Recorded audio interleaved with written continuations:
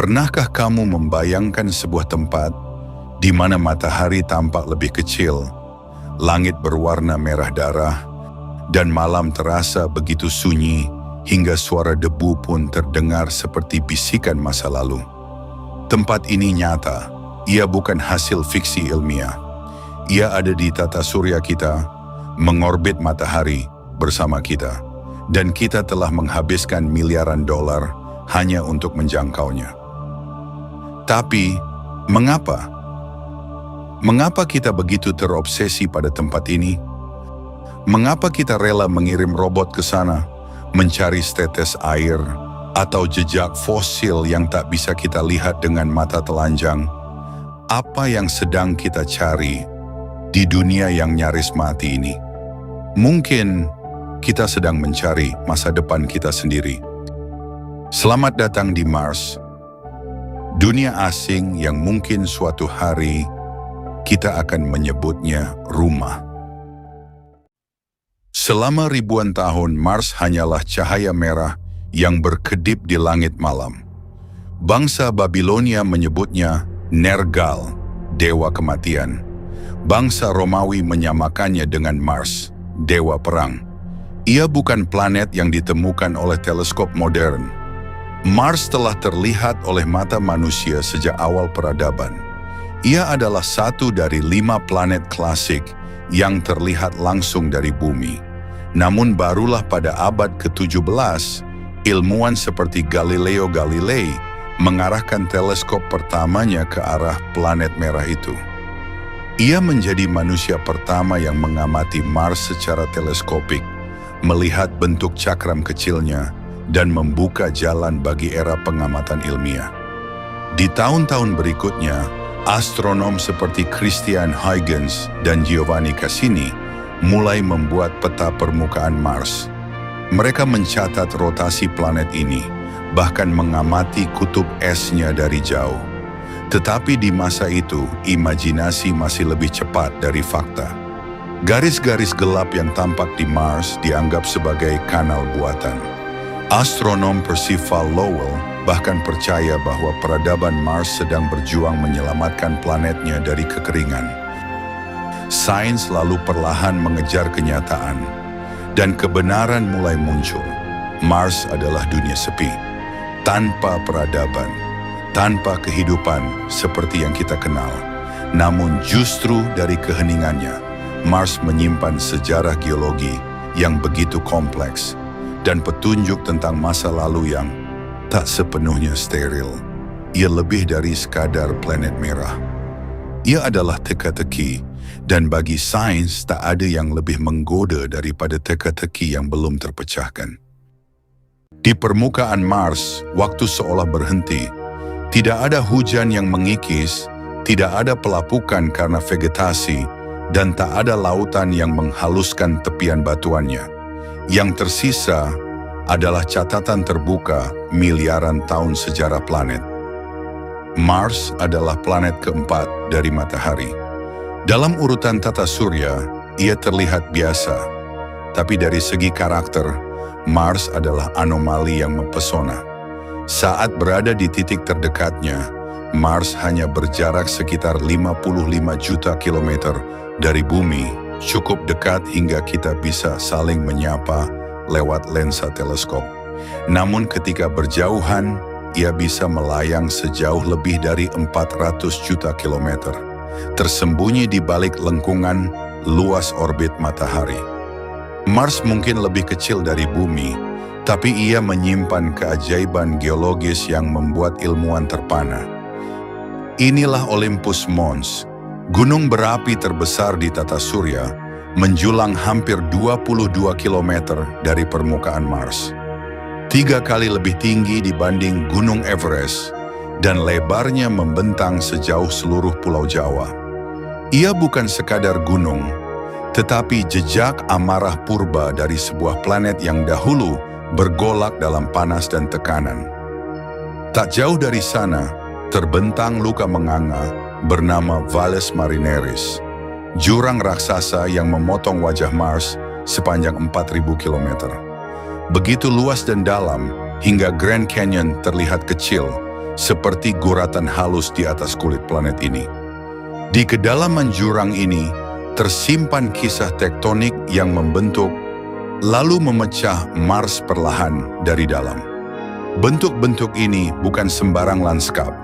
Mereka adalah jejak kekuatan purba, magma yang pernah mendidih di perut Mars, retakan kerak yang membelah permukaan planet, dan tekanan tektonik yang mengingatkan kita bahwa Mars dulu pernah hidup. Setidaknya secara geologis, tapi hari ini Mars sunyi. Tidak ada gempa besar, tidak ada letusan vulkanik, tidak ada lempeng yang bergerak seperti di bumi. Kerak Mars diam membeku, tapi dalam diam itulah Mars menyimpan kenangan akan masa ketika ia mungkin lebih hangat, lebih basah, mungkin bahkan lebih hidup. Jejak sungai purba telah ditemukan, delta, lembah aliran, dan dasar danau yang kini kering terlihat jelas dari orbit. Ini bukanlah spekulasi, ini adalah geometri air. Air yang pernah mengalir sebelum menghilang. Bagaimana Mars kehilangan semua itu? Bagaimana sebuah dunia yang mungkin basah berubah menjadi gurun beku? Dan jika air pernah ada, mungkinkah kehidupan juga pernah tumbuh di Mars? Pertanyaan-pertanyaan ini tak lagi sekedar fiksi. Mereka kini adalah bagian dari misi ilmiah, dan Mars sedang diam-diam menjawabnya. Mars mungkin terlihat mirip bumi dari kejauhan, bulat, berbatu, dan memiliki kutub es. Namun saat kita mendekat, ilusi itu memudar. Mars bukanlah saudara kembar bumi. Ia lebih seperti bayangannya, dingin, gersang, dan tidak ramah pada kehidupan seperti yang kita kenal. Atmosfer Mars sangat tipis, hanya sekitar 1% dari tekanan atmosfer bumi. Jika kita berdiri di permukaannya tanpa pelindung, paru-paru kita akan runtuh oleh kekosongan itu sebelum kita sempat merasa kedinginan. Komposisinya pun jauh dari layak, terdiri dari 95% karbon dioksida, sedikit nitrogen, dan hampir tidak ada oksigen. Mars tidak memiliki medan magnet global dan hampir tak ada lapisan ozon. Itu berarti radiasi matahari langsung menghantam permukaan tanpa perisai. Setiap langkah di Mars adalah berjalan di bawah sinar maut yang tak terlihat. Dan suhu, bahkan di siang hari Mars jarang lebih hangat dari titik beku air. Suhu rata-ratanya sekitar minus 60 derajat Celcius. Di malam hari bisa turun hingga minus 125 derajat Celcius. Beku, kaku, dan mematikan. Namun Mars tak berarti selalu diam. Planet ini bisa mengalami badai debu global, menutupi seluruh permukaan Mars selama berminggu-minggu. Debu merah tipis melayang, mengaburkan langit, menyelimuti rover, dan mengubah siang menjadi senja yang panjang dan gelap. Badai ini tidak keras, tekanan anginnya lemah karena atmosfernya yang tipis. Tapi partikel mikroskopis yang berterbangan bisa merusak instrumen dan menghalangi sinar matahari untuk panel surya. Pada akhirnya, badai seperti inilah yang mengubur opportunity, sang penjelajah setia yang akhirnya kehabisan tenaga. Atmosfer Mars bukan sekadar tipis. Ia adalah pengingat keras bahwa planet ini bukan tempat alami bagi kita. Ia tidak memeluk kehidupan, ia tidak melindungi. Ia membiarkan kosmos masuk tanpa filter, membakar, membekukan, dan membisukan. Tapi justru karena itulah kita tertantang untuk menaklukkannya. Di dunia tanpa laut, tanpa sungai yang mengalir, air menjadi sesuatu yang nyaris mitologis. Namun di Mars, air bukanlah dongeng. Ia pernah ada, dan mungkin masih ada sampai hari ini. Dari orbit satelit-satelit pengintai, melihat jejak yang tak bisa disangkal. Lembah-lembah bercabang seperti sungai kering, dasar danau purba dengan delta yang rumit, bahkan endapan mineral yang hanya terbentuk oleh air cair. Di kawah Jezero, tempat Perseverance mendarat, terdapat struktur delta kuno yang luar biasa jelas. Ribuan tahun lalu, air pernah memenuhi cekungan itu, membentuk danau dalam, mengalir masuk melalui sungai, dan meninggalkan sedimen yang kini jadi buku sejarah planet. Tapi jika Mars pernah memiliki air, kemana semua air itu pergi? Jawaban singkatnya, sebagian menguap, sebagian membeku. Mars kehilangan medan magnet global miliaran tahun lalu. Tanpa perlindungan dari angin matahari, atmosfernya terkikis, dan air di permukaan perlahan-lahan menghilang ke ruang angkasa. Namun sebagian air itu tidak hilang. Ia membeku di kutub dalam bentuk es karbon dioksida dan es air. Bahkan di bawah permukaan Mars ada lapisan es tanah yang menyimpan jumlah air beku yang mencengangkan. Pada tahun 2018, instrumen radar dari misi Mars Express mengindikasikan adanya danau air asin cair yang tersembunyi di bawah lapisan es di dekat kutub selatan. Bukan hanya es, bukan hanya kenangan, tapi air cair. Jika ada air, maka ada kemungkinan. Kemungkinan untuk kehidupan mikroba. Kemungkinan untuk keberlanjutan manusia di masa depan. Air bukan hanya unsur biologis, ia adalah bahan bakar, sumber oksigen, dan fondasi bagi koloni masa depan. Di tengah dunia yang beku dan kering, setetes air menjadi simbol harapan. Dan Mars telah membisikkan harapan itu melalui batu, es, dan radar. Kita hanya perlu mendengarkannya. Selama berabad-abad, Mars hanyalah titik merah yang menari di antara bintang. Jauh, misterius, dan tak tersentuh. Namun seiring ilmu pengetahuan melangkah maju, kita mulai berani mendekatinya. Sedikit demi sedikit, dengan logam, dengan sinyal, dengan harapan. Tahun 1960-an, Uni Soviet membuka babak baru dengan serangkaian misi ambisius ke Mars. Sebagian besar gagal karena Mars ternyata bukanlah target yang mudah, tapi kegigihan membuahkan hasil. Pada tahun 1971, Amerika Serikat berhasil menempatkan Mariner 9 di orbit Mars, yang menjadi wahana pertama melihat Mars dari dekat, bukan dari mimpi. Dan hanya 5 tahun kemudian, 2 misi kembar diluncurkan. Viking 1 dan Viking 2. Mereka berhasil mendarat di Mars. Mereka menyentuh permukaan Mars. Dan untuk pertama kalinya dalam sejarah, kita memiliki mata di dunia lain. Viking tidak hanya mengambil gambar.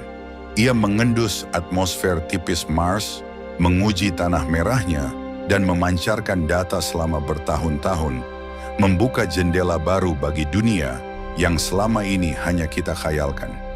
Lalu, di akhir abad ke-20, sebuah langkah kecil membawa perubahan besar. Pada tahun 1997, Mars Pathfinder mendarat, membawa Sojourner, rover kecil pertama yang menjelajah tanah Mars. Ia tak besar, tapi ia bergerak, dan itu saja sudah revolusioner. 5 tahun kemudian, teknologi kita semakin berani. Misi kembar Spirit dan Opportunity mendarat pada tahun 2004. Mereka tidak hanya bergerak lebih jauh, tapi juga menemukan bukti kuat bahwa air pernah mengalir di Mars. Spirit akhirnya terdiam di tahun 2010, tapi Opportunity bertahan hingga 2018, menjelajah selama 15 tahun dalam diam dan badai. Ia melebihi semua ekspektasi, sebuah keajaiban teknik dan kesetiaan. Lalu datang Curiosity, mendarat pada tahun 2012. Ia bukan hanya penjelajah, ia adalah laboratorium berjalan. Dengan instrumen kompleks, Curiosity mengebor batuan purba, mencari senyawa organik, dan mendeteksi lonjakan gas metana. Sebuah jejak yang, di bumi, sering dikaitkan dengan kehidupan. Dan akhirnya, tahun 2021, Perseverance mendarat di kawah Jezero. Sebuah lokasi yang dipilih bukan karena keindahannya, tapi karena sejarahnya. Sebuah danau kuno, tempat di mana kehidupan mikroba mungkin pernah tinggal. Perseverance bukan sekadar pengamat. Ia adalah pengumpul. Ia menyimpan sampel batuan untuk dibawa pulang ke bumi oleh misi masa depan. Dan ia tidak datang sendirian. Untuk pertama kalinya dalam sejarah, sebuah helikopter mungil bernama Ingenuity ikut terbang bersamanya dan membuka babak baru. Penerbangan bertenaga di atmosfer planet lain. Lebih dari 50 misi telah kita kirim ke Mars. Tidak semua berhasil, tapi setiap kegagalan membawa pelajaran. Dan setiap keberhasilan membuka jalan baru. Mars bukan lagi titik merah yang asing. Kini ia adalah peta. Sebuah teka-teki yang perlahan kita pecahkan, batu demi batu, sampel demi sampel, tahun demi tahun. Kita memang belum menginjakkan kaki di sana, tapi jejak kita sudah mulai terlihat. Di antara batu-batu merah dan lembah-lembah beku Mars, pertanyaan itu terus bergema. Apakah kita sendirian? Atau pernahkah sesuatu yang hidup tumbuh di sini jauh sebelum kita menatap ke langit? Hingga kini, belum ada makhluk yang tertangkap kamera, belum ada fosil yang digali, dan belum ada sinyal yang dikirim balik dari kedalaman tanah Mars. Namun tanda-tanda samar terus muncul. Senyawa organik, blok pembangun kehidupan, telah ditemukan di batuan purba. Lonjakan gas metana telah terdeteksi, kadang musiman, kadang mendadak. Dan di bumi, metana seringkali berarti sesuatu sedang bernapas. Bisa jadi berasal dari proses geologis, tapi bisa jadi biologis. Danau bawah tanah yang tersembunyi, es yang menyimpan waktu, dan batuan yang pernah disentuh air cair. Semua menyimpan kemungkinan. Dan dalam sains, kemungkinan kecil tetap berarti harapan besar. Jika Mars pernah memiliki mikroorganisme, sekecil apapun, seasing apapun, maka alam semesta ini akan menjadi tempat yang sangat berbeda. Itu berarti kehidupan bukan keajaiban tunggal. Itu berarti bumi bukan pengecualian, melainkan bagian dari pola yang lebih luas. Dan jika kehidupan pernah lahir di dua planet dalam satu sistem surya, bagaimana dengan yang lain? Bagaimana dengan Europa, Enceladus, atau planet-planet asing yang mengitari bintang lain?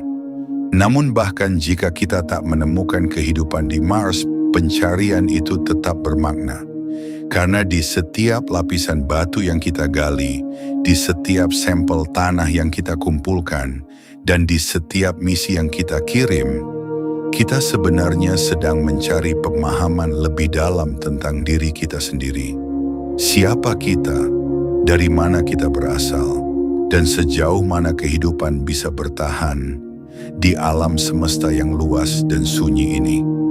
Mars mungkin belum menjawab pertanyaannya, tapi ia telah memantulkan kembali pertanyaan itu kepada kita dengan lebih dalam, lebih tajam, dan lebih manusiawi dari sebelumnya.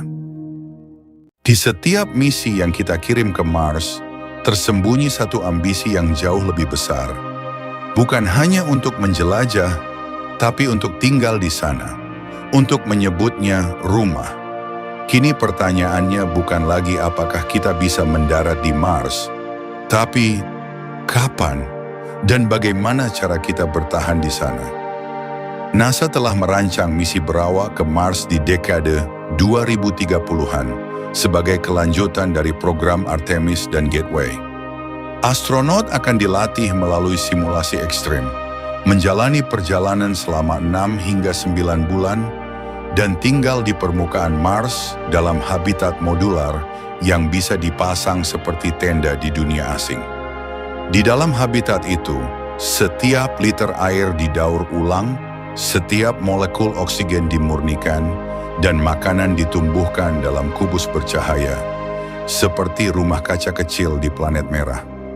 Sementara itu, di sisi lain dunia, SpaceX membangun Starship, sebuah roket yang bukan hanya untuk pergi, tapi untuk kembali dan membangun peradaban.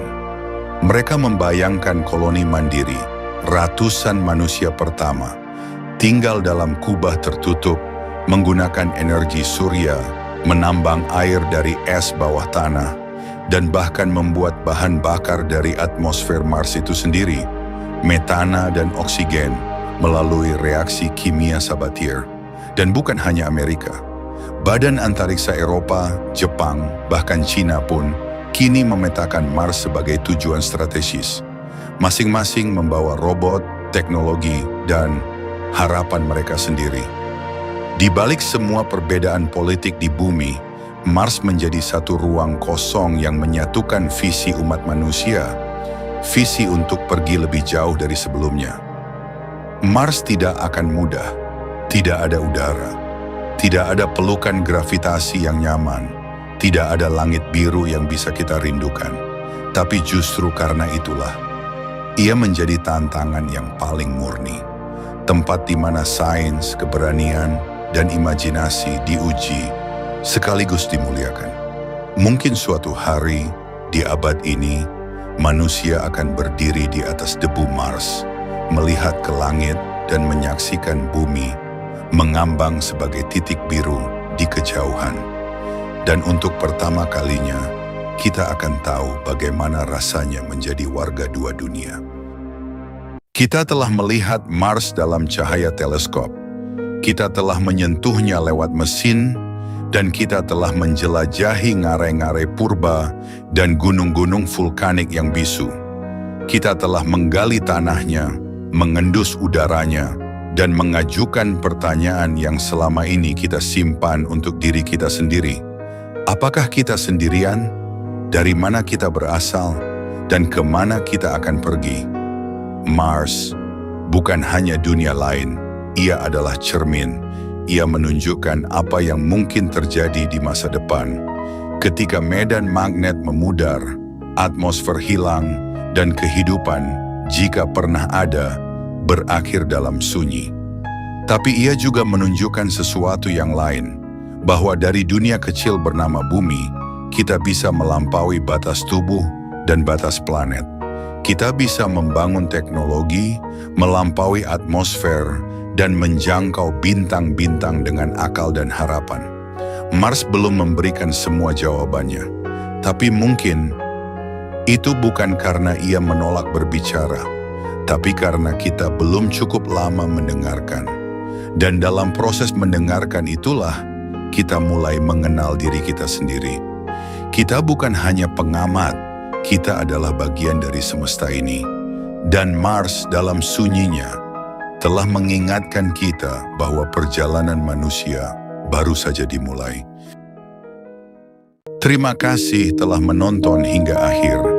Jika kamu merasa video ini membuka wawasan atau membangkitkan rasa ingin tahumu, dukung kami dengan cara klik like, subscribe, dan nyalakan lonceng notifikasinya, agar kamu tidak tertinggal saat kita kembali mengangkat kisah-kisah luar biasa dari langit dan semesta.